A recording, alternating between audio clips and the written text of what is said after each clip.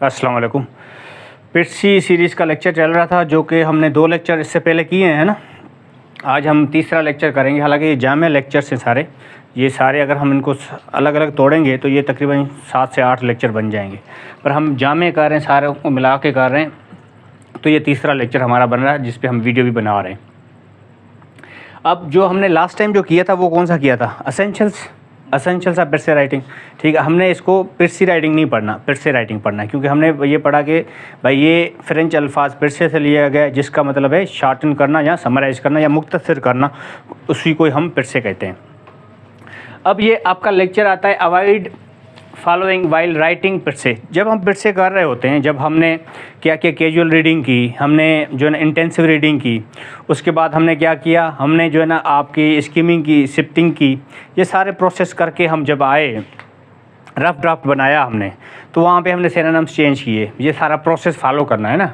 Follow करने के बाद हम यहाँ पे पहुँचते हैं। सिनोनिम्स चेंज किए हमने, पे अपने सारे रफ पे जो है सिनोनिम्स चेंज करके लिख दिया सारा, क्या जो फ्रेगमेंटेड फॉर्म में था हमारा।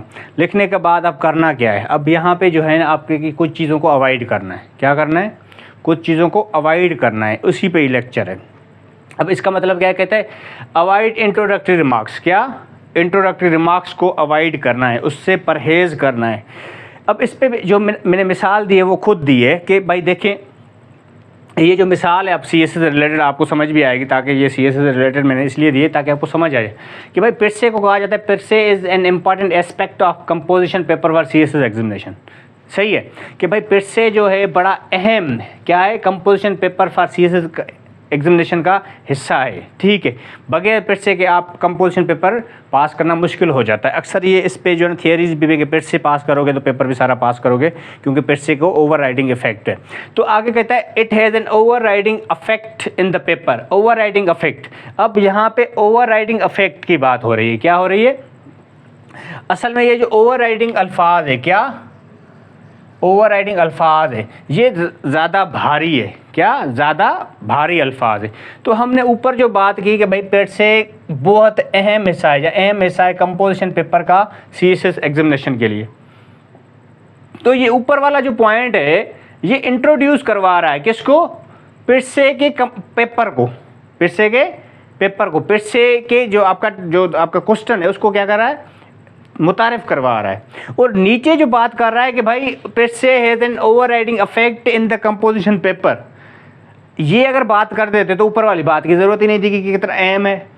तो ये जो क्या कर रहा है, ये इंट्रोड्यूस करवा रहा है किसको? पिट्सी को, पिट्सी वाले सवाल को। तो इसकी ज़रूरत है ही नहीं, नीचे वाला पावरफुल ऑलरेडी है। तो ये जो है, अगर इस तरह का कोई सेंटेंस लिखा हुआ है इस तरह का, तो आप इंट्रोडक्टरी रिमार्क्स को क्या करेंगे?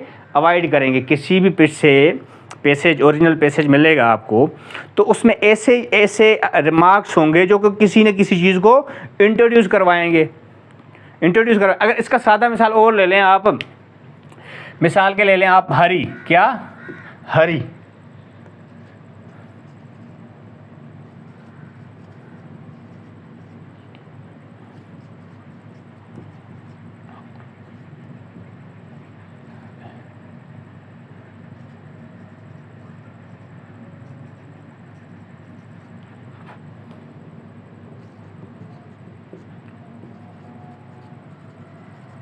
अब क्या बात हो रही है? Hari the genius doctor is a remarkable civil servant. अब बात कहना क्या चाहते हो भाई? भाई कहना चाहता हूँ कि रिमार्केबल क्या है? सिविल सर्वेंट है। तो भाई ये क्यों लगा दिया? भाई इंट्रोड्यूस करवा रहे थे, उसका थोड़ा तारीफ बता रहे थे, थोड़ा ज़्यादा बातें बता रहे थे।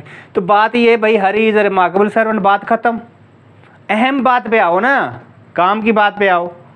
समझ रहे हो? या इसको अगर आप ये थोड़ा दूसरी कैटेगरी में फॉल कर रहा है, अगर बिल्कुल आप इंट्रोडक्शन के हवाले से अगर लेना चाह रहे हैं तो इसको ये समझें कि भाई जो भी बात होगी ना, सबसे पहले क्या, जो भी आपकी बात होगी वो क्या करेगी? इंट्रोड्यूस करवाएगी। कैसे इंट्रोड्यूस करवाएगी? भाई बात ये है कि मिसाल के अगर मैं नज़ाकत की बात करूं, मैं बात ये कर रहा हूं कि भाई नज़ाकत क्या है? नज़ाकत जो है ना भाई, इसने डीपीटी की हुई है, इसने क्या डीपीटी की हुई है, इस भाई उसके साथ साथ इसने जॉब भी ली हुई है माशाल्लाह। ठीक है, ये भाई आपका जो है ना किसी इलाके, खास इलाके से आया हुआ है, ठीक है। यहाँ पे जो है ना ये क्या कर रहा है, ये बड़ी पढ़ाई कर रहा है, तैयारी कर रहा है। भाई कहना क्या चाहते हो? भाई कहना ये चाहते हैं ये CSS कैंडिडेट है। लास्ट में मैंने क्या बात की है, CSS कैंडिडेट है। तो जो पीछे जो पहले वाली बातें थी वो क्यों की सर? वो इंट्रोड्यूस करवा रहा था ना सर इसको। 5 फुट 4 इंच 6 इंच इसका कद है, ख्वाहिश रखता है ये 2026 में शादी करने बात करने की। ये गैर जरूर इंट्रोडक्शन, उसका तारुफ। असल बात ये है कि सर ये ख्वाहिश रखता है कि ये CSS पास करें। आगे मैं बात कर रहा हूँ, तो असल बात पे फोकस, इंट्रोडक्शन पे नहीं। तो इंट्रोडक्टरी रिमार्क्स को क्या करना है आपने? अवॉइड करना है। इसी तरह ये फिर से ऊपर जो क्या है, इंट्रोडक्टरी रिमार्क्स को अवॉइड करना है आपने। इसी तरह हमने साइड रिमार्क्स, अब जो मैंने पहले मिसाल दिया हरी वाला, वो असल में इसलिए मैंने मिटा दिया क्योंकि वो साइड रिमार्क्स में आ रहा था। क्या? वो साइड रिमार्क्स में आ रहा था। जैसे मैंने कहा ना, हरी द जीनियस डॉक्टर, अब ये साइड रिमार्क्स थे उसके क्या थे? साइड वाली रिमार्क्स थी, समझ रहे? तो वो साइड रिमार्क्स को भी क्या करना है आपने? उसको भी अवॉइड करना है। वही मिसाल आप यहाँ पे लगा दो जो मैंने पहले मिसाल दी आपको, समझ रहे हो? तो साइड रिमार्क्स को क्या करना है आपने? अवॉइड करना है। सर कैसे अवॉइड करेंगे? कैसे पता चलेगा कि हमें ओरिजिनल पैसेज में साइड रिमार्क्स कौन से हैं? भाई देखो, सब्जेक्ट वर्ब ऑब्जेक्ट पढ़ा हुआ है ना आपने? हाँ सर पढ़ा हुआ है। तो सर ये जो मैंने लिखा sentence, Hari the genius doctor and humble person is a remarkable, मिसाल के तौर पे हम मिसाल बना रहे हैं ना अपना, मिसाल रिमार्केबल सिविल सर्वेंट है। भाई जो आप कहना चाहते हो वो बात ये है ना कि Hari is a remarkable civil servant. हाँ जी, बात ये फोकस इसी पे है। तो सर ये बीच वाली बातें, भाई ये साइड रिमार्क्स है ना, साइड रिमार्क्स हैं कि भाई बता रहा है कि जीनियस डॉक्टर भी है, हम्बल पर्सन भी है, और भी एक दो और भी आप लगा दें इस तरह का फ्रेज़, तो क्या हो जाते हैं? साइड रिमार्क्स में कन्वर्ट हो जाते हैं। तो सर ये फिर क्या करेंगे हम? ऐसे अल्फाजों को काटा लगाना है भाई। ये सब्जेक्ट को आइडेंटिफाई करें और मेन बात को आइडेंटिफाई करें, और वही आपने उठाना है पैराग्राफ से, ओरिजिनल पैसेज से वही चीज़ें उठानी है आपने। भाई आपने सब्जेक्ट वर्ब ऑब्जेक्ट पढ़ा है, एक सेंटेंस में होता है, या एक सेंटेंस सब्जेक्ट और प्रेडिकेट से बनता है, उसमें एक्सटेंशन भी होती है, कभी कभी नहीं भी हो सकती। सर ये कैसे पता चलेगा? भाई जो आपका पैसेज आएगा, आपको दिया जाएगा, वो आप पढ़ोगे पता चलेगा ना। ऐसे थोड़ी कोई जादू की छड़ी थोड़ी तो दूंगा तो वो हर पैसेज में पता चल जाएगा। हर पैसेज तो अपने अपने राइटर का होता है, पता नहीं क्या उसने लिखा होता है, अपने हिसाब से लिखा होता है, तो आप पढ़ोगे तो पता चलेगा उसमें। तो साइड रिमार्क्स क्या होते हैं? तो इसी तरह आगे बढ़ते हैं। तो यहाँ तक क्लियर है कि आपके इंट्रोडक्टरी रिमार्क्स, साइड रिमार्क्स को क्या करना है? अवॉइड करना है आपने, ठीक है। जैसे अब मैंने पहला जो पैसेज किया 1972 वाला, ये दिखाओ मुझे, 71 वाला था, 2 वाला था। अब इसमें साइड रिमार्क्स भी थे, इंट्रोडक्टरी रिमार्क्स भी थे। 1971 वाला, अब इसमें देखें आप, ये जो थे ये कौन सी हैं? मसलन के देखें, वो जो बात कर रहा है ना पोएट की, कि poet to see them in their breadth and depth, ठीक है। फिर जो है ना बात कर रहा है आगे, जैसे कि आप आगे आएंगे ना तो ये, हाँ शेक्सपियर तो वो मिसाल में आता है ना। आगे आप आएंगे तो यहाँ पे काफ़ी सारे ऐसे होंगे जो कि मतलब कि उसका क्या होगा, मतलब गैर ज़रूरी बातें होंगी, मतलब कि वो आपके एक्सटेंशन में आ जाती हैं, जहाँ उसमें आ जाती हैं आपके इंट्रोडक्टरी रिमार्क्स में। अब ये भी इंट्रोडक्टरी रिमार्क्स में आ सकती हैं। The essence of poetry is that it deal, it is that का क्या मतलब है? कोई फ़ायदा नहीं, ये ग्रामेटिकल एक्सटेंशन दिया हुआ है, उसको रिमूव करने की। भाई essence of poetry is that नहीं, is that it deals with events which concern. अब भाई देखो, essence of poetry deals with the event which concern large, बस बात सीधी करो ना, सीधी बात करो, ठीक है। फिर बाद में आपको इस तरह के अल्फाज, आपको आगे सारा पैसेज पढ़ के ही आपको ज़्यादा पता चलेगा कि कौन से अल्फाज हैं एज एन एक्सटेंशन काम करें, उनको आपने रिमूव करना है और ज़रूरी बातों को आपने लेके आना है, ठीक है। आगे हम करेंगे ना ये सारे पैसेजेस, इन पे भी हम कोशिश करेंगे वीडियो अपलोड करें कि एक पूरा पैसेज लिखें, उसको हम प्रिसाइज़ करें, फिर से बनाएं, फिर उसकी जो ना हम टाइटल दें इस तरह, ताकि हेल्पफुल हो जाएगा आपके लिए भी और यूट्यूब पे जो पढ़ते हैं कैंडिडेट उनके लिए भी बड़ा हेल्पफुल हो जाए। इसीलिए अब ये जो है साइड रिमार्क्स आप उनको अवॉइड करेंगे। एग्जाम्पल्स, कोई भी एग्जाम्पल, सर एग्जाम्पल क्या होता है भाई? कोई भी फैक्चुअल बात होगी, कोई भी डेटा दिया होगा, जैसे आपने कहा 1972 वाला था, इसमें कि तो कौन सी फिगर लिखा हुआ था, एक नंबर लिखा हुआ था, मारे गए थे तो 35। हाँ, अब 3500 वाला ये तो मिसाल था, ये तो न्यूमेरिकल एक वैल्यू था, न्यूमेरिकल एक फिगर था, ठीक है। इसको लिखने की ज़रूरत थोड़ी है, ये कांटा लगेगा इसको, समझ रहे हो, इसको लगेगा कांटा। तो ये भाई आपका कोई भी एग्जाम्पल, सर कोई आप इसमें शेक्सपियर लिखा हुआ था, हाँ 1971 वाले पे शेक्सपियर भी लिखा हुआ था। शेक्सपियर लिखने की ज़रूरत नहीं है, आपने शेक्सपियर को कैसे लिखेंगे भाई? अदर राइटर कहेंगे, ठीक है, इंग्लिश राइटर कह दें, इंग्लिश राइटर है ना, इंग्लिश राइटर कह दें, इंग्लिश राइटर कह दें, चेंज करना पड़ेगा, लिखना नहीं पड़ेगा, अवॉइड करना पड़ेगा भाई। ज़रूरत है तो आप चेंज करेंगे, नहीं तो कांटा लगा देंगे, काट देंगे वरना, ठीक है। अब भाई क्या करना है आगे? अवॉइड कोटेशन, प्रोवर्ब, सेइंग और मैक्सिम। भाई कोटेशन हो, सेइंग हो, प्रोवर्ब हो, ऐसी कहानी कोई इस तरह की कोई बात हो जो प्रोवर्ब में आती है, वो कांटा लगाएंगे, उसको काट देंगे, उसको ओरिजिनल पैसेज से आप फिर से राइटिंग में नहीं लेके आएंगे, समझ आए? जैसे कि अब where there the will there the way, कोई भी कोटेशन हो भाई, चाहे अरिस्टोटल का लिखा हुआ है कि भाई कहता है कि क्या कहता है कि भाई poverty is a parent of crime and revolution, जो भी आपका कोटेशन हो, मैक्सिम हो, कोई भी इस तरह की बात हो, उसको क्या करेंगे? काट देंगे, वो नहीं लिखनी है आपने। इसी तरह avoid figures of speech, sir ये कौन सी बला है यार? ये वो बला है जो आप समझोगे तो पता चलेगा ना।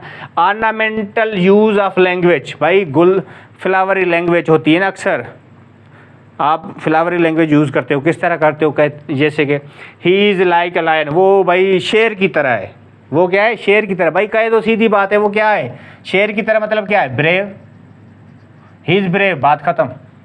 शेर की तरह का क्या मतलब है? मतलब बता रहे हो ना बहादुरी उसकी, शेर के साथ उसके साथ रिलेट कर रहे हो, तो कहोगे ही इज़ ब्रेव, बस बात ख़त्म।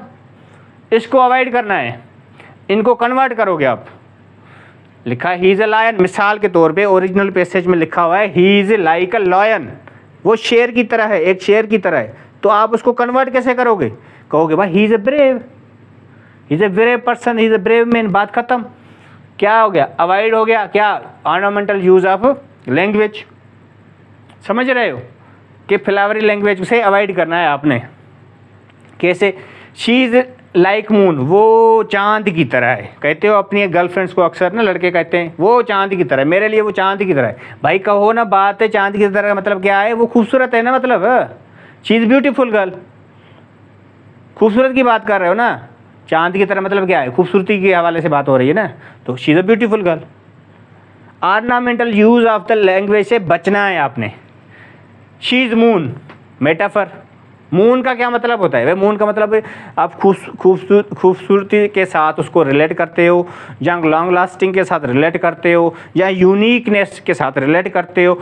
ऐसी अगर ऐसा कोई जुमला इस्तेमाल होता है तो आप कॉन्टेक्स्ट देखोगे। क्या देखोगे? भाई किस कॉन्टेक्स्ट में पैराग्राफ में बात की गई है शी इज़ अ मून के बारे में, कि वो चांद है, किस कॉन्टेक्स्ट में कह रहा है? कि कोई मजनू अपने जो ना महबूबा को कह रहा है, तो फिर ज़ाहिर बात है उसकी मीनिंग उस हिसाब से होगी, समझ रहे हो? कोई ये बात करे है कि वो चांद की तरह दिखता है, या चांद की तरह गहरा है, या चांद की तरह ऊंचा है, तो कॉन्टेक्स्ट देखोगे, उस हिसाब से उसकी मीनिंग सिंपलीफाई करोगे, सिंपल अल्फाजों में लिखोगे, समझ रहे हो?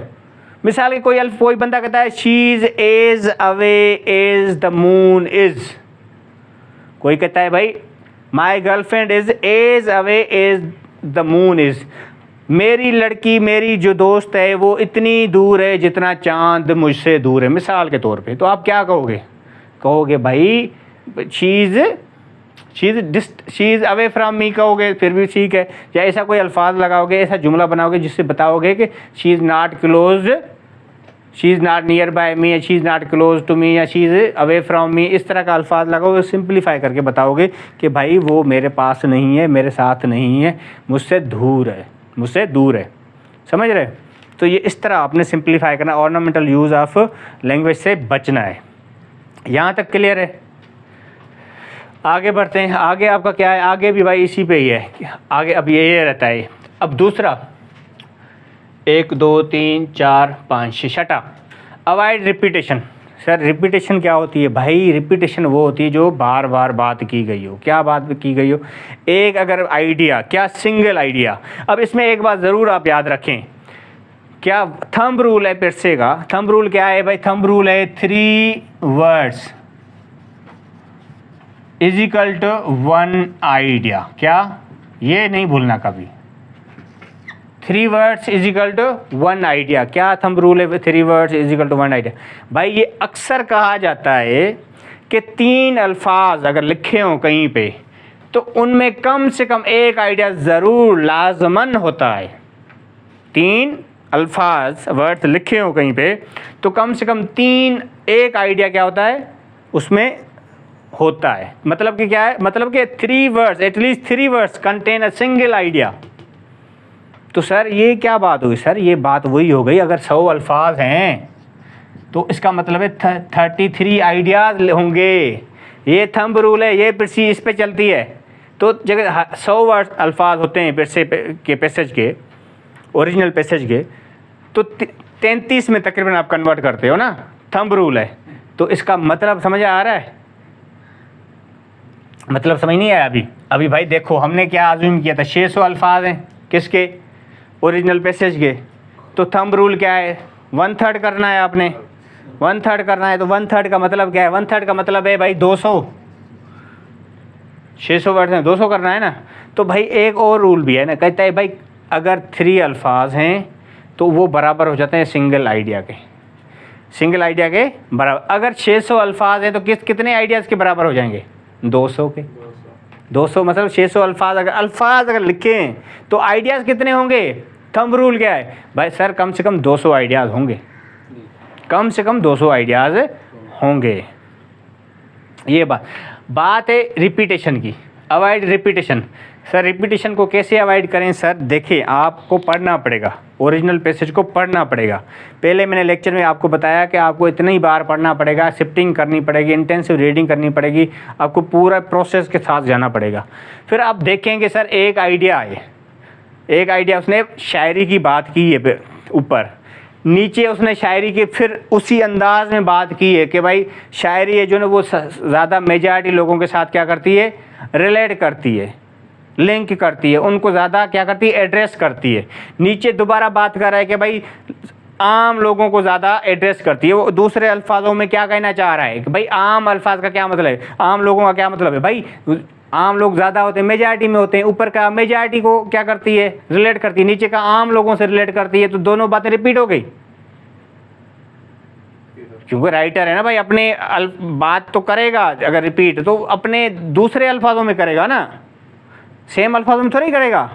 तो उसको समझने के लिए आपकी रीडिंग एक्यूरेसी चाहिए। फिर नीचे आया, मिसाल के तौर पे नीचे आके कहता है यार जो आपके रिच के अलावा लोग हैं ना, शायरी उनके साथ ज़्यादा कंसर्न करती है, उनके साथ ज़्यादा कंसर्न करती है। कि बात तो सेम हो गई फिर भाई, रिच के अलावा, रिच तो 1% है, बाकी तो सारे वही हैं हमारे जैसे गरीब। तो रिच के अलावा तो हम ही हैं फिर गरीब, जो CSS के लिए तैयारियां करते हैं और ये इधर उधर भाग दौड़ करते हैं। हालांकि CS भी गरीबों में शामिल ही होते हैं, पर मतलब कि कुछ ना कुछ उनके पास होता है। तो कहने का मतलब क्या है? कहने का मतलब ये है कि भाई ऊपर मेजॉरिटी, नीचे कहता है कि भाई मतलब जो आम लोग, तीसरी बात कर दिया भाई रिच के अलावा उनके साथ ज़्यादा कंसर्न करती है। तो बात तो सेम ही हो गई मेजॉरिटी के साथ। तो रिपीटिशन हो गई भाई। एक आइडिया उठाओ ना, फिर बताओ कि भाई मेजॉरिटी के साथ यहाँ ज़्यादा लोगों के साथ कंसर्न करती है, रिलेट करती है। तो रिपीट क्यों कर रहे हो बात अपनी बार बार? एक पैराग्राफ में 3 बार वही बात की जा रही है मुख्तलिफ अल्फाजों में। तो आप कोशिश करो ना उस एक बात को उठाओ और वो करो, तीन बातों को ख़त्म करो, 2 को ख़त्म करके एक बात को उठाओ, एक आइडिया को उठाओ। रिपीट करना उसको अवॉइड करें। इस तरह आप अवॉइड कर सकते हो। सर ये कैसे पता चलेगा कि कौन सी बात ज़्यादा, भाई जो पैसेज होगा उसमें पढ़ेंगे तो पता चलेगा ना। हर पैसेज में अलग अलग चीज़ें होती हैं, रिपीटेशन कहीं पे हो भी सकती है, कहीं पे नहीं भी हो सकती है। ज़रूरी थोड़ी हर राइटर हर बात को 2-2 बार रिपीट करेगा या 3-3 बार रिपीट करेगा, ऐसे तो नहीं होता। युवल नोआ हरारी को पढ़ें या बड़े बड़े राइटर्स को पढ़ें, विल ड्यूरांट को पढ़ें, रसल को पढ़ें, तो वो तो अक्सर कम रिपीट करते हैं। अगर करते भी हैं तो उनको समझना बड़ा थोड़ा मुश्किल हो जाता है, इतने अल्फाजों की उनका चुनाव इतना होता है, डिफरेंट होता है कि उनको समझना बड़ा चैलेंजिंग होता है। तो वो आपको कैसे पता चलेगा? सर पढ़ने से, ज़्यादा पढ़ने से पता चलेगा। सर कितना ज़्यादा? सर जितना आपको समझ आए। सर कितना बार के बाद समझ आएगा? सर मुझे कैसे पता चलेगा कि आपको कितनी बार के बाद समझ आएगा? आपके माइंड, आपकी रीडिंग, आपका एजुकेशन बैकग्राउंड, आपका ओवरऑल क्या बैकग्राउंड रहा है कि आप किस तरह पढ़ते हो, कितना पढ़ते हो दिन में, मुझे कैसे पता चलेगा?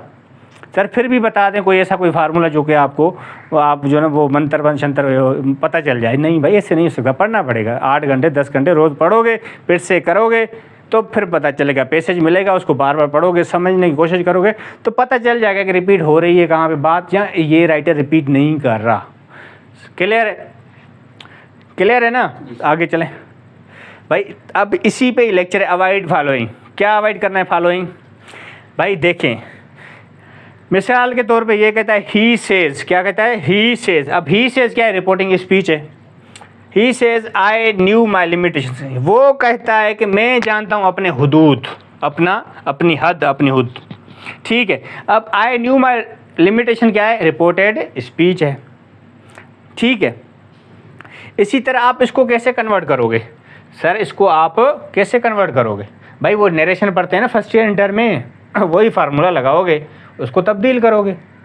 कैसे करेंगे सर? आप करके दिखाएं। सर मैं करके दिखाता हूँ जुमला, पर जब आपको ओरिजिनल पैसेज मिलेगा, ज़रूरी नहीं हो इस तरह का ही जुमला हो, इस तरह के अल्फाज हो, वो डिफरेंट है जो है ना कॉन्टेक्स्ट में भी दे सकता है।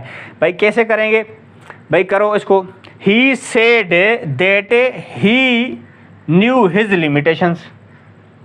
क्या भाई? ये तो माजी में है ना, आई न्यू है ना, तो इसको कैसे करोगे? ही सेड दैट ही, अब आए जो है वो इसके साथ तब्दील हो जाएगा। ठीक है। ही न्यू हिज लिमिटेशंस। आगे जगह नहीं है, इसको ऐसे करेंगे। क्लियर है? ठीक। इस तरह आप ओरिजिनल पैसेज में इस तरह का लिखा होगा तो आप इस तरह को कन्वर्ट करेंगे। ठीक है। इसी तरह हम आगे बढ़ते हैं। अब इसमें जो चीज़ समझाने वाली है वो बड़ी काम की है। वो कौन सी है कि भाई आप जो है ना फर्स्ट पर्सन को सेकंड पर्सन में कन्वर्ट करोगे। ठीक है। मतलब फर्स्ट पर्सन को आप थर्ड पर्सन में कन्वर्ट करोगे। जैसे कि यहाँ पे था, यहाँ पे फर्स्ट पर्सन है, तो यहाँ पे थर्ड पर्सन है तो थर्ड पर्सन में कन्वर्ट हो जाएगा। अब जो इसमें सिनारियो बन रहे हैं वो मैं आपको समझाना चाहूँ। जो सपोजिशन है ये बड़ी ईजी है, नरेशन आपकी बड़ी आसान है, इसको आप कर लोगे। नरेशन आपके लिए फर्स्ट ईयर इंटरव्यू में पढ़ते हो, आपको बोलिए पता है। मेन चीज़ जो समझाने वाली वो ये है, सर आपने ऊपर कहा कि ये चीज़ें अवॉइड करें, introductory remarks, side remarks, examples, quotations, figures of speech, repetition, ये 6 चीज़ों को आप अवॉइड करें। सर क्या अगर ऐसा पैसेज आ जाए जिसमें ये सारी चीज़ें हों, जिसमें ये सारी चीज़ें हों, सारी चीज़ें ये हों, सर ऐसा भी हो सकता है? हाँ हो सकता है। सर क्या ऐसा हो सकता है कि एक पैसेज ऐसा आ जाए जिसमें सारी चीज़ें, सारी कोटेशंस हो? सर उसमें क्या करें, सारा पर छोड़ के आ जाएं? नहीं भाई, छोड़ के नहीं आना, उसमें फार्मूला चेंज हो जाएगा। सर कोई ऐसा पैसेज आएगा जिसमें बात बार बार रिपीट की गई, बार बार वही बात, सर फिर वो छोड़ के आ जाएंगे? नहीं भाई, फिर छोड़ना नहीं पड़ेगा, फिर तो बात तब्दील हो जाएगी। सर कोई ऐसा पैसेज भी आ सकता है CSS में जिसमें सारे फिगर्स ऑफ स्पीच में पैसेज हो, और फिर कैसे करेंगे हम? भाई उसको सिंपलीफाई करो, वो तो आसान है। सर ऐसा पैसेज जो जिसमें एग्जांपल्स आ जाएं, सारे एग्जांपल्स हों, सारा पैसेज एग्जांपल से भरा पड़ा हो, 600 अल्फाज हैं, 500 अल्फाज हैं, एग्जांपल्स। सर फिर वो पैसेज ही छोड़ के चले आएंगे, बस फिर से नहीं करेंगे?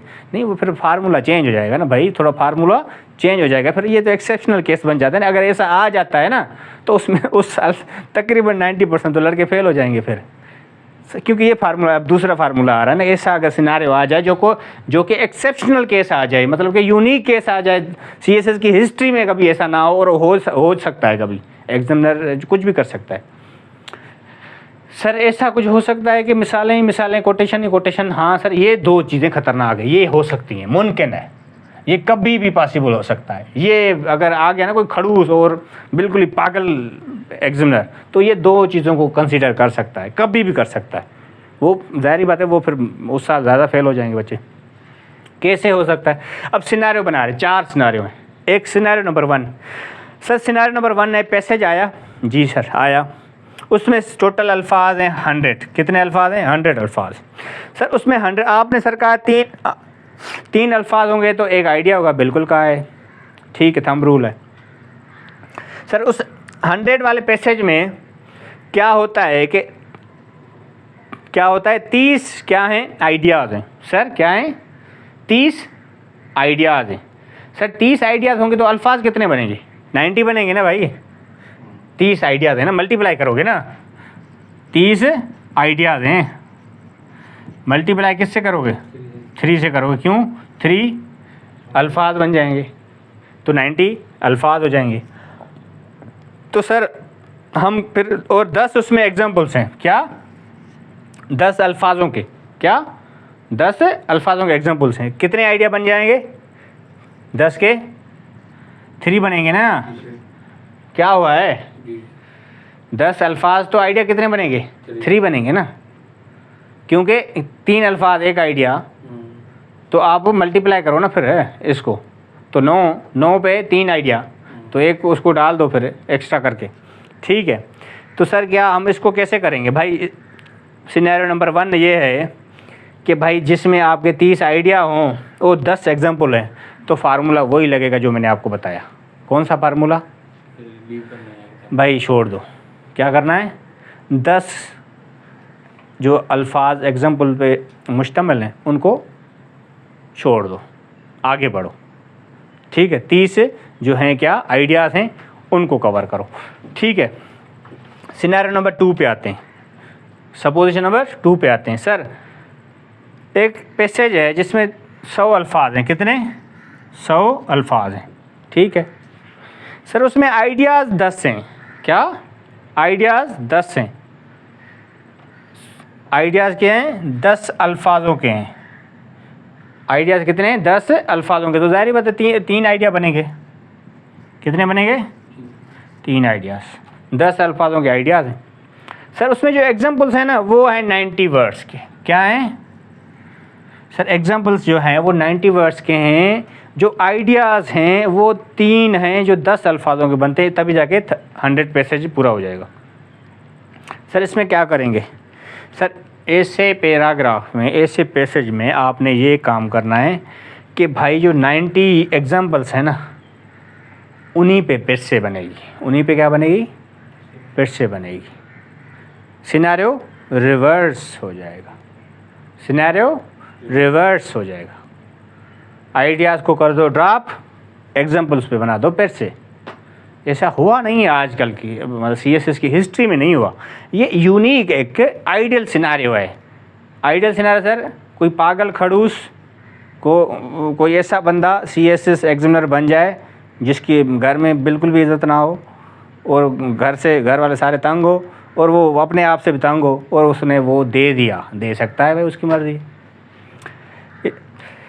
इसी तरह आप देखेंगे सिनेरियो नंबर 3C। सर ऐसा पैसेज जिसमें 300 अल्फाज हैं। ओके हैं अल्फाज, ठीक है। उसमें आइडियाज़ हैं जो आपके वो हैं आपके 200 अल्फाज होंगे। 200 अल्फाजों के क्या हैं? आइडियाज़ हैं। क्या हैं? आइडियाज़ हैं। तो आइडियाज़ 70 बन जाएंगे तकरीबन, है ना। सर उसमें 20 एग्जाम्पल्स हैं जो कि, ठीक है, मतलब कि आइडियाज़ क्या हैं? 20 सर एग्जाम्पल्स हैं, मैं उसको डिवाइड कर रहे हैं ना हम, ठीक है, जो कि 100 वर्ड्स के बन रहे हैं, ठीक है। 20 एग्जाम्पल दूसरे हैं सर जो कि 60 अल्फाजों के बन रहे हैं। सर 10 एग्जाम्पल दूसरे हैं जो कि 30 अल्फाजों के बन रहे हैं। सर 3 एग्जाम्पल दूसरे हैं जो 10 अल्फाजों के बन रहे हैं। कितने हो गए? पूरे हो गए 200 पूरे हो गए, 200 पूरे हो गए। सर अब ये इसमें आइडियाज़ कम, मतलब आइडियाज़ एग्जाम्पल्स की शक्ल में दे रहा है। 200 अल्फाज हैं टोटल, पिरसे के, उसमें डिवाइड उसने किस तरह किया है, 4 एग्जाम्पल्स मुख्तलिफ़ किस्म के दिए हैं उसने, और इस तरह एग्जाम्पल्स को उसने क्या किया है, डिवाइड किया है।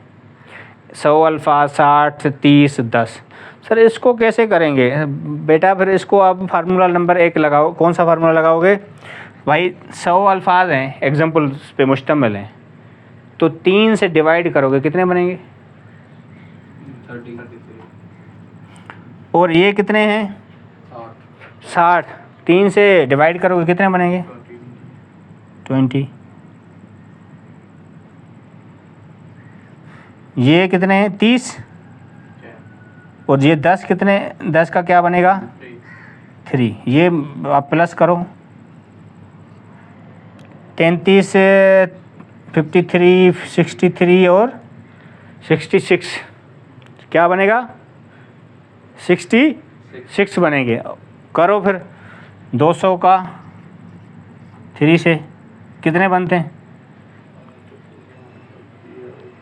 इतने ही बनेंगे, आसपास ही बनेंगे, थोड़ा 1-2 अल्फाज कम पड़ जाएगा।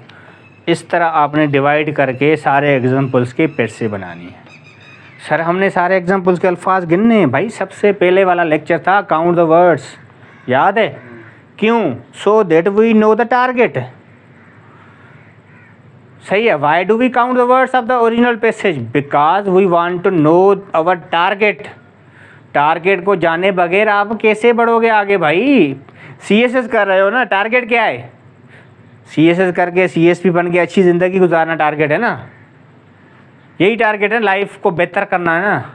तो टारगेट मालूम है तो इधर भी टारगेट मालूम होना चाहिए ना कि टारगेट है क्या पिरसे का। भाई वर्ड्स कर रहे हो आप, पिरसे कर रहे हो, तो वो टारगेट ही नहीं पता आपको कितने वर्ड्स की पिरसे करनी है, और एग्जाम्पल्स दे दिए पैसेज में एग्जामिनर ने, तो क्या करोगे? तो इस तरह आप टारगेट को मालूम करोगे कि हर एग्जाम्पल का टारगेट क्या बनेगा, इसी तरह आपकी पिरसे बनेगी। आखिरी सिनेरियो पे आते हैं, सिनेरियो नंबर D। पैसेज हैं सर 100, अल्फाज हैं 100। सर उस 100 अल्फाज में 10 आइडियाज़ हैं। ओके 10 आइडियाज़ कितने अल्फाजों के? 3 अल्फाजों के। सर 10 आपके हैं एग्जाम्पल 1 के, 10 कितने हैं? एग्जाम्पल 1 के, जो कि कितने बनते हैं? 30 अल्फाज। सर एग्जाम्पल 2 के हैं आपके 7 आइडियाज़। 7 आइडियाज़ कितने हैं? कितने हैं? एग्जाम्पल्स नंबर 2 के 7 हैं, तो कितने बनते हैं आपके अल्फाज? तकरीबन जो है ना आपके, हालांकि मतलब इधर मतलब उसने लिखा हुआ है, एग्जाम्पल की बात है, आइडिया की बात नहीं है। यहाँ पे 7 एग्जाम्पल हैं जो कि 30 अल्फाज हैं। यहाँ पे 5 एग्जाम्पल नंबर, टोटल 4 एग्जाम्पल्स हैं किसमें? ओरिजिनल पैसेज में। इस सिनेरियो बना रहे हैं हम, ये कभी हुआ नहीं है CSS में, हो सकता है, उसकी तैयारी चल रही है। सर 5 एग्जाम्पल्स उसने एक एग्जाम्पल्स दिए हैं किसी के, जो कि कितने अल्फाज बनते हैं आपके? 15 अल्फाज हैं उसके। और 5 एग्जाम्पल दूसरे दिए हैं उसने, जो उसमें भी 15 अल्फाज हैं। समझ रहे हो आप? 4 किस्म के एग्जाम्पल्स हैं, मुख्तलिफ़ किस्म के एग्जाम्पल्स की आपकी किस्म है ना भाई। तो वो सारे गिनती करें तो ये बनते हैं आपका 30 और 30 60 75 80। कितने? 80 बन गए ना। 30 60 90 बन गए, 90 बनेंगे। ये 30 ये 30 ये 90 बनेंगे ना, 90 बनेंगे। और आपके 10 क्या थे? आइडियाज़ के, बाकी सारे एग्जाम्पल्स हैं। सर अब इसको कैसे करेंगे भाई? वही आपका आता है। आप इसको क्या करोगे? कोशिश ये करो, ऐसे सिनेरियो में कोशिश ये करो, जो आपके आइडियाज़ हैं कितने? 10 अल्फाजों के 3 आइडियाज़, उसके क्या बनाओ? जो आपके 3 आइडियाज़ हैं 10 अल्फाजों के, उसके 3 आइडियाज़ निकालो। बाकी इन सब को अकॉर्डिंगली डिवाइड करो, अल्फाजों को डिवाइड करो। सर 15 वर्ड्स हैं एक एग्जाम्पल पे। सर 5 अल्फाजों के एग्जाम्पल्स को समराइज़ करो। इधर भी 5 करो, इधर 10 करो, 30 हैं तो 10 करो, इधर 10 30 हैं तो 10 करो। मतलब एग्जाम्पल्स को समराइज़ करोगे और इधर आइडिया को समराइज़ करोगे। इस तरह आपकी डिवीजन होगी। सर ये इस तरह कभी हो सकता है? जिस साल ये आया, इस तरह आया अभी तक नहीं है। 1971 से अभी तक ऐसा कोई सिनारियो नहीं है। जिस ईयर में ये आया उस ईयर में फिर से सारे फेल करेंगे, सारे मतलब 90% फेल करेंगे, क्योंकि ये फार्मूला है भाई, ये लगेगा फार्मूला, इस फार्मूले के तहत होगा। समझ रहे ये बात। आगे बढ़ते हैं, अब आते हैं टेक्निकल एस्पेक्ट ऑफ पेशे राइटिंग। टेक्निकल एस्पेक्ट ऑफ पेशे राइटिंग क्या है, इसको देखते हैं। लेंथ, भाई लेंथ आपकी एक्यूरेट होनी चाहिए, क्योंकि आपने आइडिया क्या पढ़ा, आपने थंब रूल क्या पढ़ा, 3 words is equal to 1 single idea. 3 words is equal to 1 single idea. तो भाई क्यों कि भाई लेंथ को आप पता करो क्या है, क्योंकि आपका टारगेट ऑफ द पेशे पता चले, ठीक है। और पेशे के टारगेट को स्ट्रिक्टली फॉलो करना पड़ेगा, पाबंदी के साथ रिलीजियसली फॉलो करना पड़ेगा। पूरे अल्फाज होने चाहिए, पूरे अल्फाज पेशे जो आपके एक्चुअल पैसेज में लिखे हैं उसका 1/3 का पूरा होना चाहिए। ये पूरी बात हो रही है सर। पर्सन भाई, अगर पेशे के ओरिजिनल पैसेज में क्या लिखा हुआ है, आए लिखा हुआ है, और आए उधर पैसेज में बता रहा है लड़की है तो शी करोगे उसको, अगर वो आगे बता रहा है लड़का है तो उसको ही करोगे, उसको क्या करोगे, ही में कन्वर्ट करोगे। सर अगर वी लिखा हो पैराग्राफ में तो क्या करेंगे सर, वी को अब दे में कन्वर्ट करेंगे ना, नरेशन तो पढ़ी होगी आपने। तो सर अगर यू लिखा हो सिंगुलर में तो उसको कैसे कन्वर्ट करेंगे, देखेंगे अगर यू लिखा है सिंगुलर में, अगर वो यू सिंगुलर में लिखा है, देखेंगे किसको यू किससे मुखातिब कर रहा है, ही के साथ मुखातिब कर रहा है, शी के साथ मुखातिब कर रहा है। अगर वो कर रहा है तो आप उनमें कन्वर्ट करेंगे, अगर उनको वो भी नहीं कर रहा तो फिर 1 में कन्वर्ट करेंगे। यू को किस में कन्वर्ट करेंगे, 1, यू की जगह पे 1 लिखेंगे, 1 सेज, 1 डिस्कसेस, ऐसे 1 को लेके आएंगे। अगर यू प्लूरल में डिस्कस हो रहा है और दे को रेफर बैक कर रहा है तो यू कन्वर्ट करोगे दे में, प्लूरल में, इस तरह। Third person will remain the same. अगर ही शी इट दे लिखा हुआ है पैसेज ओरिजिनल, उसको सेम रखोगे, उसको क्या करोगे, सेम रखोगे, उसको तब्दील करने की ज़रूरत बिल्कुल भी नहीं है। If the passage is in dialogue form pronoun will be change according.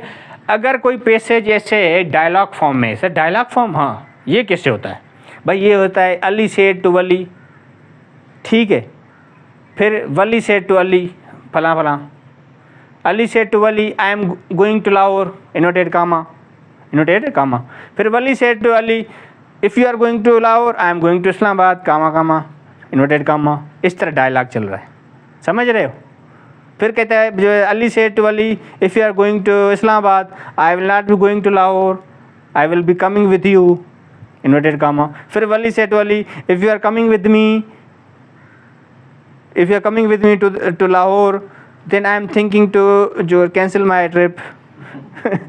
इस तरह वो अली सेड, मैं एक मिसाल दे रहा हूँ, डायलॉग फॉर्म इस तरह होता है, सही है। तो डायलॉग फॉर्म में कन्वर्ट हो जाएगा तो वो क्या होगा, फिर अकॉर्डिंगली चेंज होगा भाई। पैसेज क्या होगा, डायलॉग फॉर्म में प्रोनाउन उसका अकॉर्डिंगली चेंज होगा, ठीक, उस हिसाब से चेंज करेंगे। टेंस या टेंसेस भी हो सकते हैं, एक भी टेंस इस्तेमाल हो सकता है, मल्टीपल टेंसेस भी इस्तेमाल हो सकते हैं ओरिजिनल पैसेज में। क्या करेंगे, ओरिजिनल पैसेज के टेंसेस वही रखेंगे। सर एक अगर पैराग्राफ माजी में लिखा हो या प्रेजेंट इंडेफिनिट में लिखा हो, दूसरा पैराग्राफ माजी पास्ट इंडेफिनिट में लिखा हो, तीसरा फ्यूचर इंडेफिनिट में, सर उसमें क्या करेंगे फिर हम, भाई अकॉर्डिंगली चेंज करोगे। पहला वाला जिसमें था उसी में, अगर प्रेजेंट इंडेफिनिट में प्रेजेंट इंडेफिनिट, अगर पास्ट इंडेफिनिट में दूसरा है तो उसको पास्ट इंडेफिनिट, अगर फ्यूचर इंडेफिनिट में तीसरा है तो उसको फ्यूचर इंडेफिनिट में रखोगे। सर ये कैसे मुमकिन है भाई, करोगे तो मुमकिन हो जाएगा, ये बात है। If the passage is in dialogue tenses will be change according, dialogue form वाली बात, टेंसेज भी उसी तरह चेंज होंगे। सेज है तो सेज के हिसाब से लगाओगे, फिर बाद में जो फ्यूचर की बात कर रहा है या पास्ट की बात कर रहा है तो उस हिसाब से टेंस को आप डायलॉग के हिसाब से चेंज करोगे। ये सारे नरेशन वाले फार्मूले लगेंगे आपके, नरेशन वाले सारे रूल्स अप्लाई होंगे यहाँ पे। अगर आपने ठीक से पढ़ा है तो आ जाएंगे, अगर नहीं आ रहे हैं तो मुझे लगता है कि मुझे आपको बताने पड़ेंगे कि नरेशन के फार्मूले हैं क्या, रूल्स हैं क्या, वो आपको सीखने पड़ेंगे बेसिक से लेकर।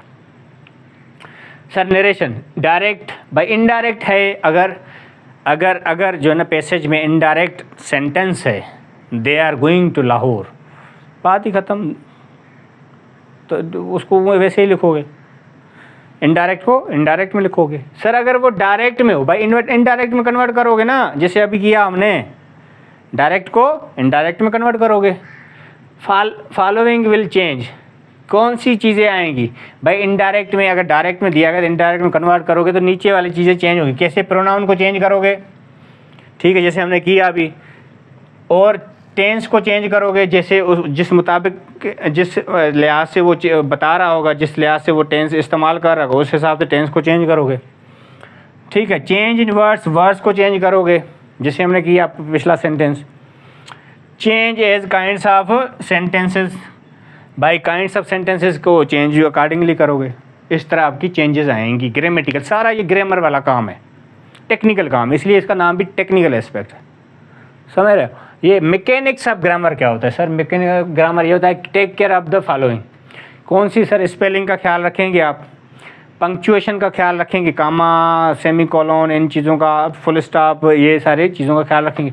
कैपिटलाइजेशन, भाई फुल स्टॉप के बाद आपने जुमले को जो अगर शुरू करना है तो कैपिटलाइज करना है पहले आपने लेटर को। Sir subject verb agreement, sir subject verb agreement का ख्याल रखना पड़ेगा आपको, देखना पड़ेगा। ऐसी कोई बात तो नहीं है जो किस दो अल्फाज हैं, सिंगल आइडिया को अगर डील करें तो आप उसके साथ किस तरह डील करेंगे सब्जेक्ट वर्ब एग्रीमेंट।